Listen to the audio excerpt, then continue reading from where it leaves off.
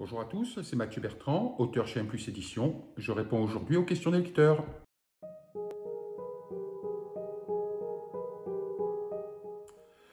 Alors je vous dirais que, hormis mon premier roman Je pleurerai plus tard, où effectivement j'étais très influencé par mon milieu professionnel, non, sincèrement, de façon générale, mes trois romans ésotériques n'ont pas du tout été influencés.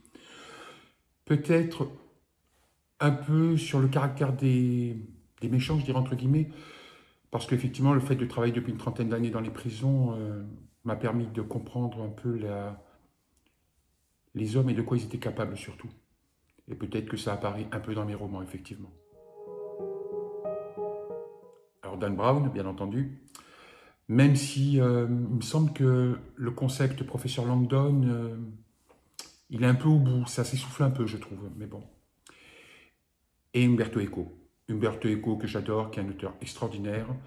Le pendule de Foucault et Le nom de la rose sont des romans géniaux, géniaux. Donc j'adore cet auteur.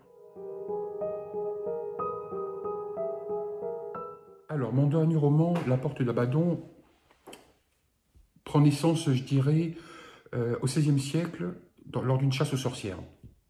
5 siècles plus tard, en l'occurrence en 2019, la commandante Patricia Lagarde, qui est spécialisée dans tout ce qui est enquête sur les phénomènes inexpliqués, reprend l'enquête qui dure depuis 5 siècles, suite à de nombreuses disparitions dans les Landes sur fond de sorcellerie.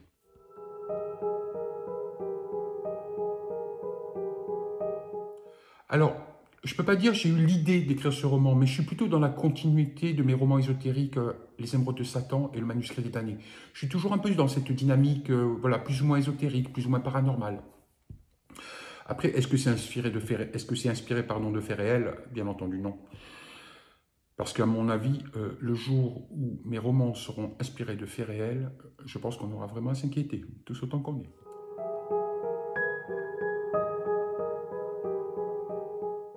À part, à part mon roman Je pleurerai plus tard, qui est plutôt dans lequel j'ai mis plutôt mes peurs de papa, donc c'est autre chose.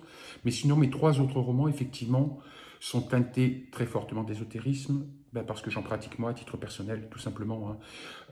Je fais du tarot divinatoire, je fais du pendule, je fais du reiki, je fais beaucoup de méditation.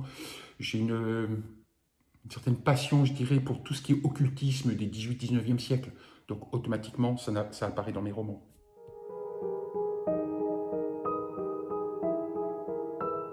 Alors, très clairement, il représente l'harmonie et la spiritualité, hein, très clairement.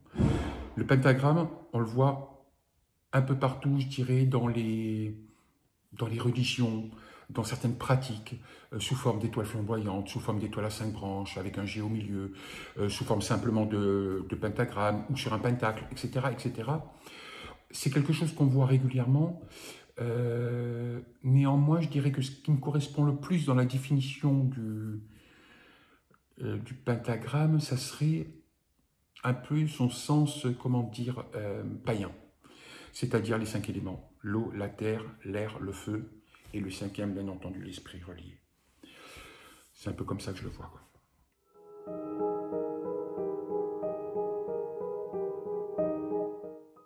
Ben, en fait, j'ai de l'affection pour mes héros, et j'aime pas mes méchants. Ben, en fait, tout simplement parce que je me pose en lecteur quand j'écris. Donc automatiquement, j'ai une affection particulière pour mon héros. A contrario, le méchant, ben, je le perçois comme un méchant, tout simplement, quoi.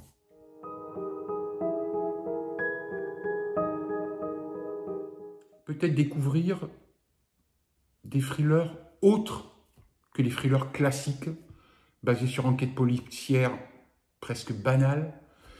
Voilà, ça permet peut-être une autre approche du thriller. Peut-être vous faire visiter des lieux historiques, mais des lieux que vous ne connaissez pas, des lieux qui ne sont pas spécialement courus par les touristes. Quasiment tous les endroits qui sont cités dans mes romans sont des lieux qui existent, qui sont en France, certains en Corse.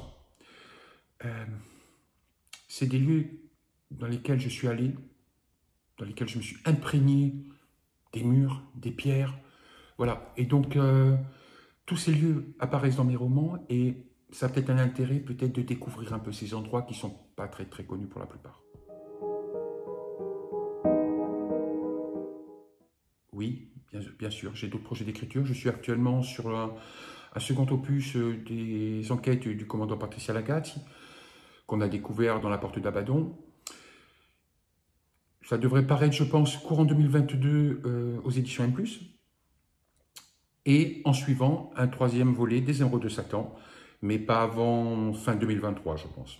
Voilà, je vous remercie de m'avoir écouté et prenez soin de vous.